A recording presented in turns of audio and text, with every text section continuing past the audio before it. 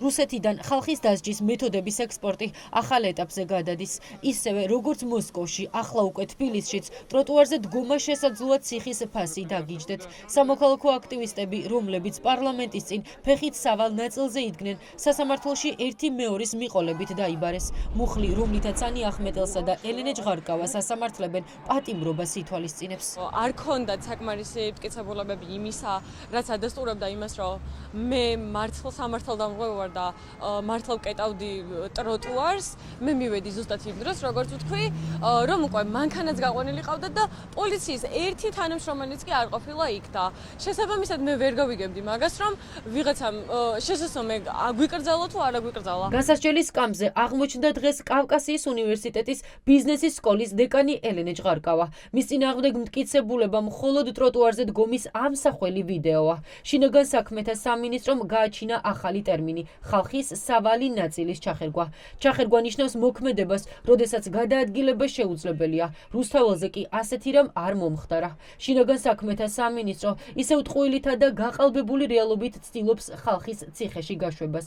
ეს არის შეფასება. დიდი ალბათობა არის იმისი, რომ წინა სახალხოდ შეიძლება არ სურთ კიდევ უფრო მეტად მასშტაბური გახდეს პროტესტი და გამოიწვიოს ისე ვთქვათ ხმაური განაჩენებმა. ერთგვარად შეიძლება ეგეც იყოს, ანუ ვინც დადის უწყვეტად აქციებზე, რომ მათაც დღეს თუ ხვალ დაურეკავენ და დაიბარებენ სასამართლოზე, შეიძლება ჩავთვალოთ, რომ ხო არის იმისთვის, რომ დაგვაშინონ უბრალოდ და აღარ გამოვხატოთ ჩვენი პროტესტი. 31 დეკემბრის აქცია ყველაფრის ფასად შედგება. ასე გუპასუხობენ პროტესტის მონაწილეები კითხვაზე, შეცვლის თუ არა მათ გეგმებსა და დღის წესრიგს რეპრესიების მორიგი ტალღა. ქართული ოცნების ნებისმიერი რადიკალური ნაბიჯის მიუხედავად, აქტივისტების პოზიცია უცვლელია. ბრძოლას გამარჯვებამდე აგრძელებენ. ეს არის არაკონსტიტუციური, არასამართლიანი, რეპრესიული, აბსურდული კანონი. ფაქტია, რომ ერთი წელი ებრძვიან ამ პროტესტს, ამ ფიზიკურ პროტესტს და უკვე ყველანაირი უკიდურესობაში არიან წასული, რომ რაც შეიძლება დააშინონ და დაშალონ ეს ხალხი და ეს მოძრაობა. იმის მაგივრად, რომ თვითონ გასამართლდნენ ტროტუარის დგომისთვის, აი მართლაც ასაცილო არის ადამიანებს ასამართლებლად. მე ვარ ყველაფრისთვის მზად. მომირჩიან პატიმრობას თუ არ მომირჩიან პატიმრობას.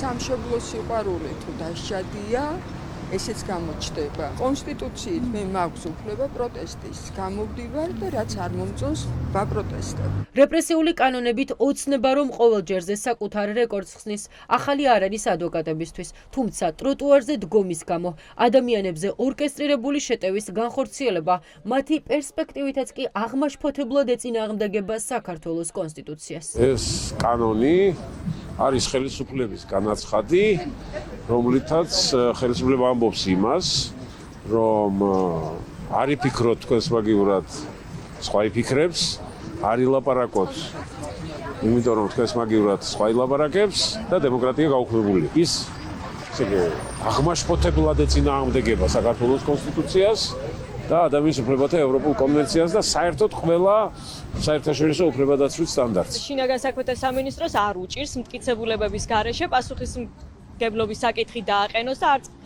თბილისის საქალაქო სასამართლოს უჭირს მტკიცებულებების გარეშე პირები დააპატიმროს ან და ჯარიმები გამოუწეროს. ასე რომ ეს იყო ალბათ უფრო დაგეგმილი ნაბიჯი, რომ ერთი მხრივ საქართველოს მოქალაქეებისთვის გააგზავნეს მესიჯი, რომ თქვენ ტროტუარზე დგომისთვის გელით პასუხისმგებლობა და დაგიბარებთ სასამართლოში. 31 დეკემბრამდე ერთ კვირაზე ნაკლები რჩება.